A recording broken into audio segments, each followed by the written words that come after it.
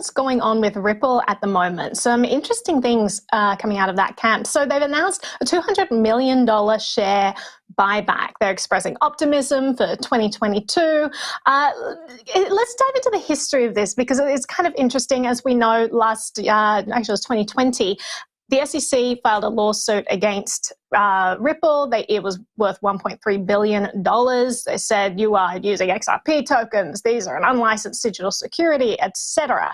Now, if you go back to 2019, they led all these funding rounds. They got a bunch of firms like Tetragon, SBI Holdings, Route 66 Ventures to invest. Anyway, after this lawsuit hit, one of those companies, Tetragon, actually sued Ripple and said, we want to force a buyback.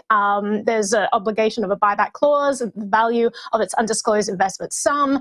They really fought them, but actually Ripple won at the time. And the courts decided in their favor that they did not have to force any sort of a buyback. Well, now fast forward, they are actually willingly wanting to buy back all of their Series C shares, which is a kind of an interesting move. And you had Brad Garlinghouse tweeting about this, saying even with 2021's headwinds, this was our best year on record. This $1 billion bank balance that we'll make it after this buyback makes it the strongest we've ever been. Just kind of an interesting turn of events there. You do have the Ripple XRP community also undergoing a lawsuit against the SEC at the moment, saying like, you have really hurt our investment with your lawsuit. So like some really interesting things that like this SEC lawsuit has created a catalyst effect for. So I'll throw this to the group. Jen, what's your take on all of this? Yeah, I'm interested to see what Ripple does in 2022, right? When a company buys back their shares, they want to seem more financially attractive. That's one of the reasons you would do this. And in that tweet you referenced, Naomi, I think that part of the Twitter thread, they were talking about NFTs, CBDCs, sidechains. And so I wonder what they have in store for 2022. And I wonder how the regulators are going to react to them potentially expanding. So I am watching closely, but Will, I see you nodding away there. What did you take away? A few takeaways.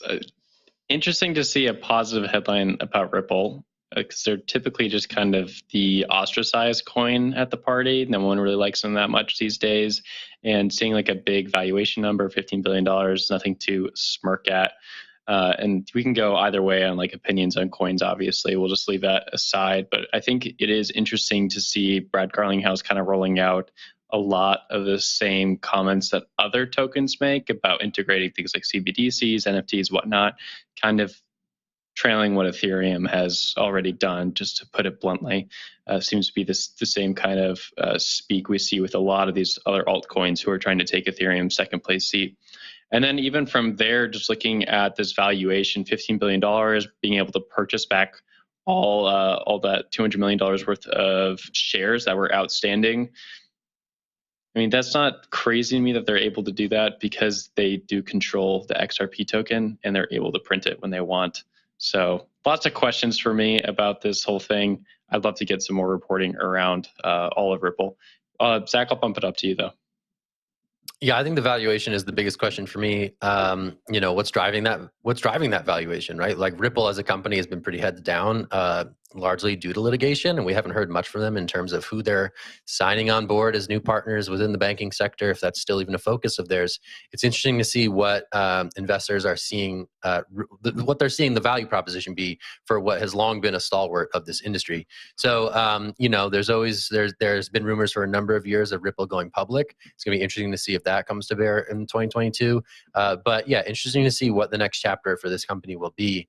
Given that the pie is bigger in terms of crypto users, in terms of people who are curious about integrating this into existing businesses, it's something that Ripple may be well suited to seize the opportunity there. But I'm just very curious, like, what the next chapter is for this firm, and what they see as their strength, because some of the stuff I think between like interbank payments and stuff like that isn't necessarily of the moment. So I'm curious to see how it pans out with how Ripple sort of like makes its next big push. But I'll pass it to Naomi for her thoughts. Yeah, I completely agree, Zach, and also wanted to add to what Jen was saying about this, what seems to be a pivot when they're talking about all of these other different things in the ecosystem. I mean, Ripple made its name because they were kind of the government coin, right? They were the one that was going to work with all the banks. They were the ones that were going to, provide those underlying payment rails between banks. And right now with the SEC lawsuit, I mean, the SEC knew exactly how to shut that down, file a lawsuit against them, and then no banks want to get involved with that, right? And so you had MoneyGram, pull out of their partnership. MoneyGram since partnered with other crypto projects.